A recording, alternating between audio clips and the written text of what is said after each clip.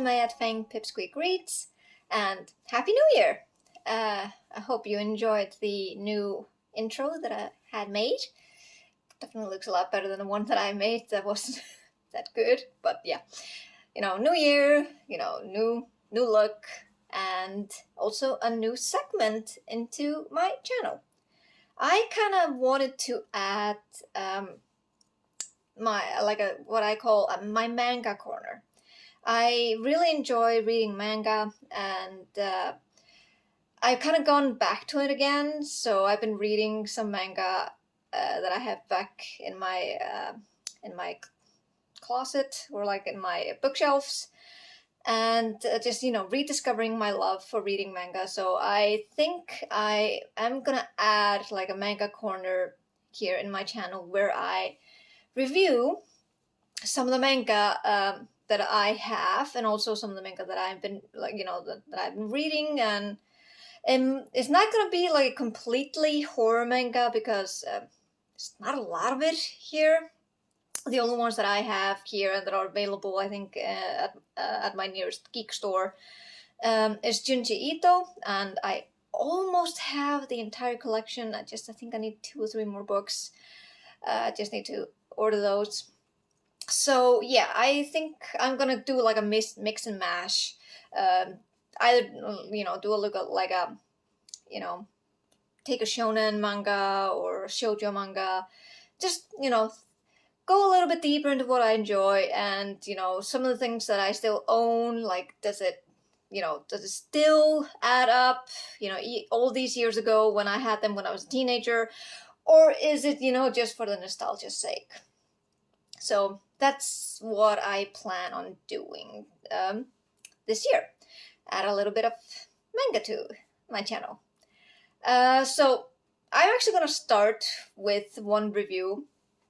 I bought last weekend. I bought the only other new Junji Ito collection that I saw at the geek store, and it's Deserter, and it is supposed to be Junji Ito's earliest works. So these are the stories that he began drawing and writing, and then I think it might have helped him ascend into being the horror legend that he is in Japan. So I finished reading it, and just to do a little comparison, you can definitely see that this is his earliest work. So you can definitely see, especially in the artwork. So here you will see, I don't know if you can see well, but here you can see some of the examples of how Junji did some of his drawings. You can see that here.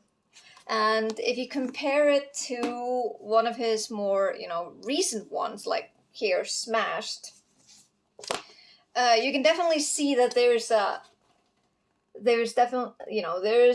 more definition, there's more attention to detail. The faces look more, refined. They have a lot more, more like emotion in their faces. This one, it was kind of like stiff. So you can definitely see that this was an earlier work of his. So what does this collection include? A vengeful family hides an army deserter for 8 years after the end of World War II, cocooning him in a false reality where the war never ended. A pair of girls look alike, but they're not twins. And a boy's nightmare threatens to spill out into the real world. This is just among some of the things. I've been a Junji Ito fan for like quite a while, and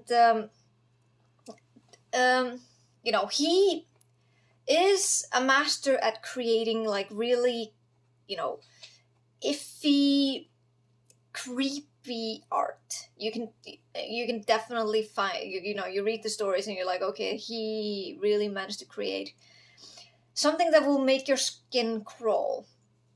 But I find that he usually does that only with his art. The stories, I find they lack a little bit of something. maybe it's because this is a type, like this is a short, like basically a short story collection, and you are getting these kind of short stories through these in this collection, and you're not really getting the depth that you usually find in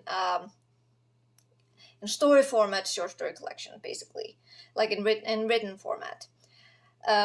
You don't really get, you know, you don't really, how should I say, sympathize or relate to the characters. You don't really get a feel for the setting or the stakes or anything like that. It's just, you know, an unfortunate thing that happens to a character, and it's usually in some kind of horror type. That's what I find with what I find lacking with Junji Ito stories, because if he managed to do like a really creepy thing with both the characters and, you know, with, you know, a coherent storyline, basically, he would be able to manage to grasp a lot of more readers, I would think. And he actually managed to do that with his series Uzumaki Spiral.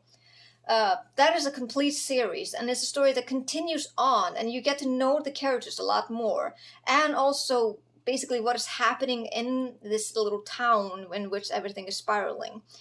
That, I feel, is what his strength lies in. If he managed to, you know, create a lot more series, I think he will be I think he will be able to reach a lot more audience if he continues to do that.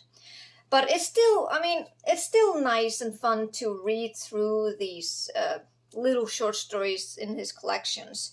But, you know, you can see here that he, in this collection here, Deserter, that he is still kind of grasping at what he's supposed to do with these stories and stuff. And some of them end a little bit abruptly. And just, you don't really know, you know, the ending. So, for example, in the story Face Thief, it's about this, where is it? It's about this story here where this girl, she kind of has this ability to steal people's faces, not like completely like rip it out of the person's face, because I actually want to see that, but that's off the point. That's beside the point. She basically just copies a person's face. You know, if she finds someone who's really beautiful, she will stay with that person, like hang out with her, just being really annoying and clingy, until her face starts to morph and she becomes her, basically. Nothing really happens with that. I mean, you know, the other person still stays there for some reason, and, you know, they don't really do anything about it until, you know, this person here, which is a new one, this one here, she's kind of like a bully or like a delinquent, and she kind of tells, I think her name was Hipino, the face thief. She tells her, like, you really shouldn't be underestimating me, and if you do anything like this, I will have my revenge. And she managed to do that quite actually, but in a good creative way. She lets everyone in class, or basically everyone in school, wear these horrific masks, because Hipino, this one who has already stolen her face, she only comes after, you know, the beautiful ones. So seeing all of these ugly masks, and she doesn't see any face. She gets terrified, and she tries to find someone who, you know, has a regular face, but no one does. And it kind of ends with, that's the thing. It kind of ends with, you know, everyone surrounding her, and her face is starting to change, and that's it. That's basically how the story ends. Like, he doesn't really agree with what they're doing, and she's looking, you know, wants him to come to her, and yeah, the story ends like that. Feel like, you know, some of the stories like this, they end abruptly, and could have been done in a more, I don't know, better way, in my opinion. But there were some really good stories, the stories that I really enjoyed, like this one here, where the Sandman lives. I feel like he could have gone a lot further with that story. It's about a man who is like a writer or a novelist or something, and he hasn't been sleeping for 3 days. You can see here that he looks terrible. He has sunken cheeks and everything.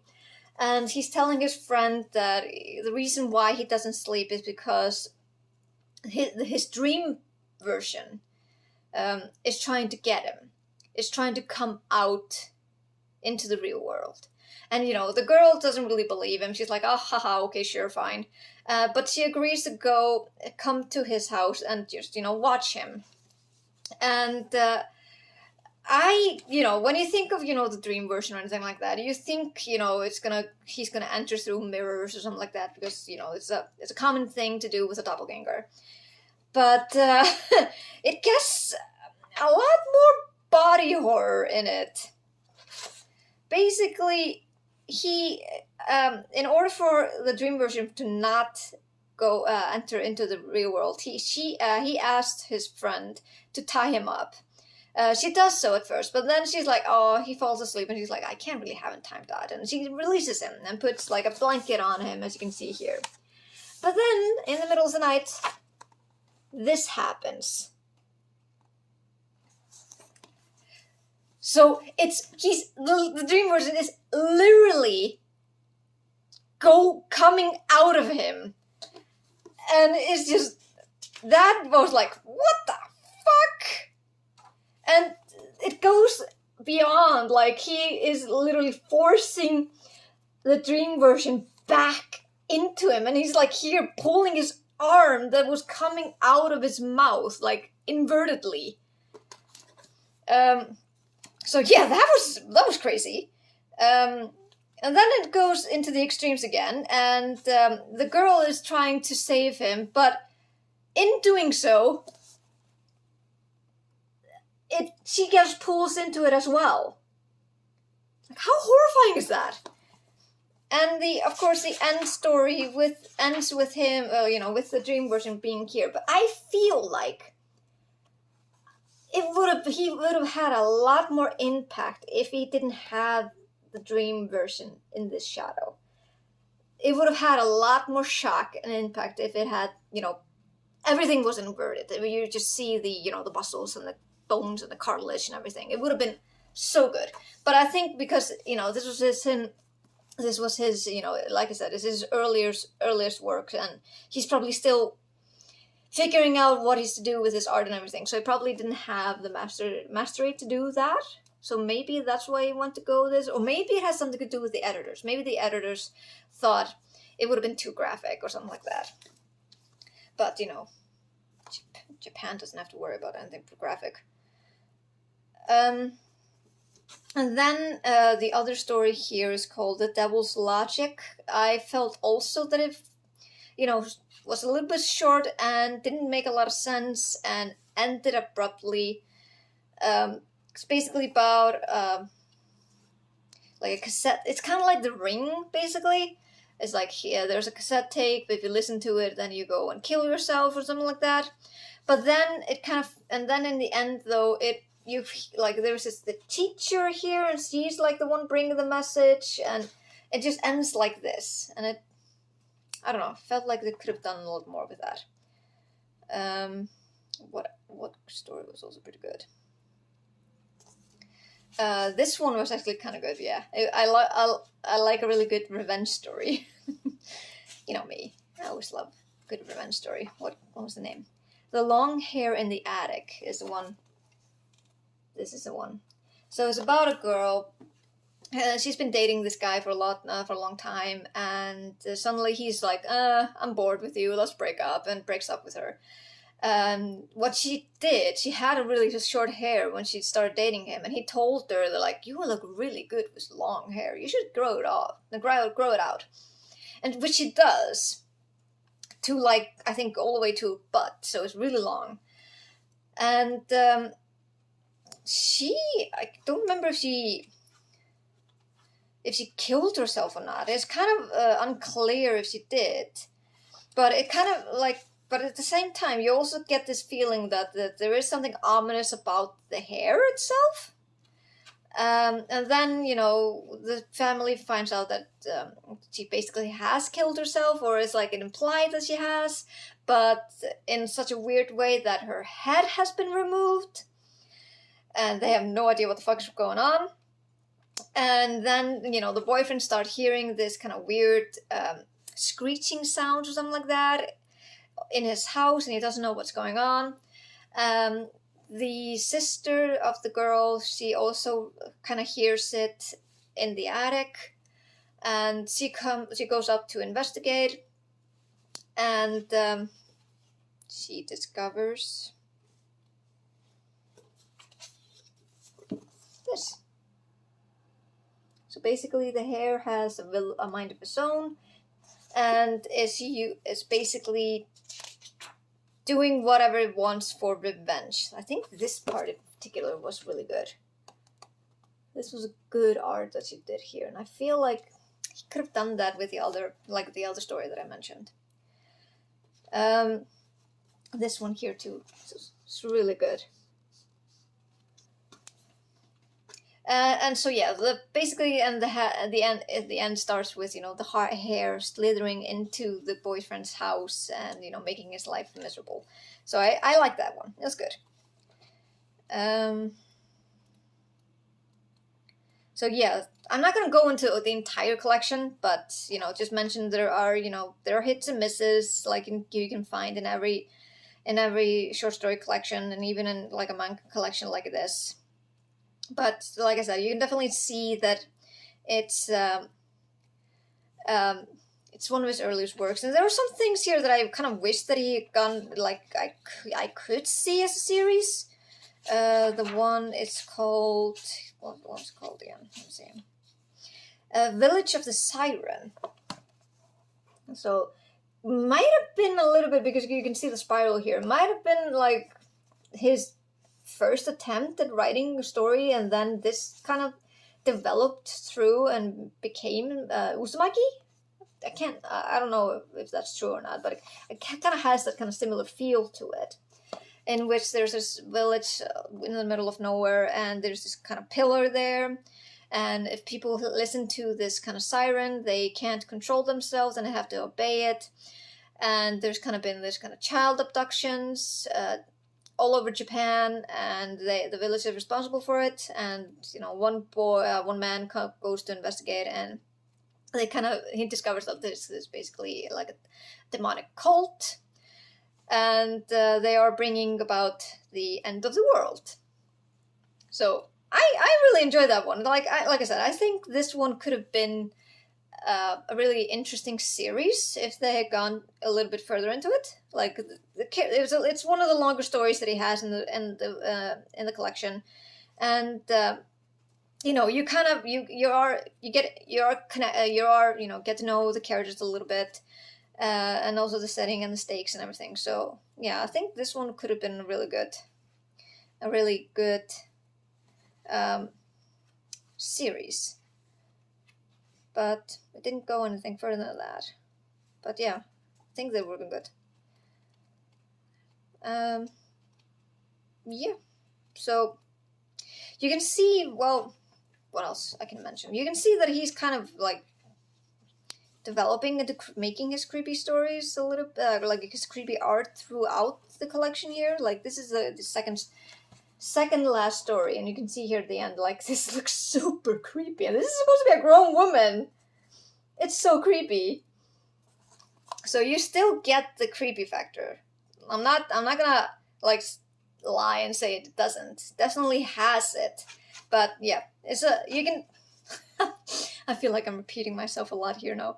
But yeah, this is, you know, his earliest work. So based off, you know, the others that I've done, or like the others that I've read, it's not like in the highest one, like I said, but I'm giving it, you know, it's one of his earliest works, so I'm not gonna, you know, shoot it down completely. I'm not gonna give it like a 1 out of 5. I would say it's maybe about a 3 out of 5. I mean, there were some good stories in there, but, you know, definitely his beginning but you can definitely see then how he evolves later on, and it's definitely going to be something that a lot of people are going to enjoy. So yeah, this is Deserter by Junji Ito, and hopefully next week, or yeah, I can't really guarantee that. Next week I can probably do a lot more other reviews. I haven't started on Empire of the Vampire because I'm actually reading another story for my for the podcast, and I don't have that many hours in the day, so maybe I might have to push Empire of the Vampire to February TBR, but we'll see. We'll see how it goes. But I don't know if you guys enjoyed this.